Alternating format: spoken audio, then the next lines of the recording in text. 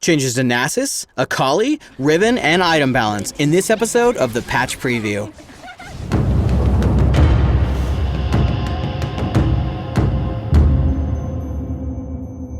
Hello summoners and welcome to the Patch Preview. This week I'm joined by game designer Feral Pony, who's going to be talking about the changes coming in the next update for League of Legends. While this video won't cover every single change in the patch, we did want to take some time to explain the thought process that went into a few of them. Let's start with Nasus.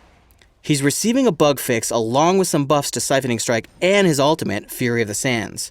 Walk us through that. Sure, I'll start with the bug fix. We recently discovered a problem with Nasus where his Siphoning Strike critical hits were dealing more damage than intended. We fixed the bug, but while we were looking at Nasus, we also decided to address some core Nasus problems by buffing a couple of his abilities. First, the mana cost of Siphoning Strikes is now the same across all ranks to help players with their laning efficiency. Second, Nasus has a lot of trouble when it comes to catching fleeing opponents, so we wanted to give him some more tools while still allowing some form of counterplay. In the end, we decided on Fury of the Sands as the best way of doing this. Now, Nasus grows visually and strategically when he uses his ultimate, as we've given him an attack range bonus and a cast range bonus on Wither while in his ultimate form. We've also lowered the mana cost of Fury of the Sands, but the key thing is this extended range. This change should give Nasus some help when he needs it, while also making him feel more unique from a gameplay perspective. Let's go ahead and move on to Akali, who's going to be getting a quality of life change for her complicated passive, Twin Disciplines. The problem with Twin Disciplines is that players were forced to use specific masteries and rune pages in order to meet Akali's minimum bonus requirements. We felt this was a little restrictive, so by removing the minimum requirements for her passive to trigger, Akali players should have a little bit more freedom in choosing their opening runes and masteries. More specifically, Akali players can now run matchup-specific runes and masteries for better reactive play, depending on whom her opponents are. Riven is a champion of extremes who can take a small lead into a huge one thanks to how much she benefits from buying high attack damage items early on in the game. When she gets behind, however, it can be really hard to catch up to the curve. What are we doing to smooth this experience out?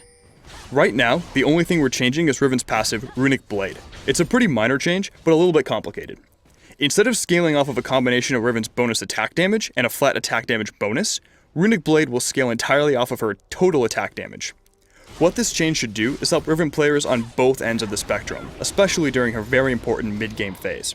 She'll still be strong if she's ahead, but not overwhelmingly so. If she's behind, her passive will continue to get stronger with levels, which will help her get back into the game. An added benefit of this change is that Riven will have an easier time transitioning into the late game, as her passive will now scale higher as she gets to her full build. We're tweaking the cooldown reduction on a number of items such as Glacial Shroud, Athene's Unholy Grail, and Zeke's Herald, just to name a few. What are the goals associated with these changes? The key thing we wanted to do with this item rebalance was to better differentiate between high cooldown reduction items and low cooldown reduction items. Currently, a lot of popular items have some form of cooldown reduction built in, and players are maxing out on this stat without much thought. With these changes, we wanted to push players to be more conscious of their item builds. If you want to maximize cooldown reduction, you should be actively pursuing it, not just falling into it. As an example, you don't really buy a Deathfire Grasp for the cooldown reduction. You buy it for the powerful active nuke. Alternatively, items like Athene's Unholy Grail or Morello Namicon have fantastic synergy with high cooldown reduction, so we want to make that choice more clear. For Zeke's Herald and Spirit Visage, we felt that these items were conditional upon whether or not you could take advantage of their unique secondary effects, so we wanted to make them big cooldown reduction items for those characters. Now these items will stand out more amongst the other Kindle Gem upgrades. One of our Season 3 items, Ohmwrecker, is also receiving a significant rework. What were our motivations behind this? So Ohmwrecker initially started out as a niche item made for aggressive tanky champions who love to tower dive. Rather than build an Ohmwrecker, however, smart players just bought more armor and HP in order to tank towers. With these changes, we're repositioning Ohmwrecker as a strategic purchase for squishier champions who still want to play aggressive by having it build out a Philosopher's Stone. Alright, thanks Feral Pony. That's going to wrap it up for this episode of the League of Legends Patch Preview. Please subscribe to the Riot Games YouTube channel above, and leave us your comment just below the video.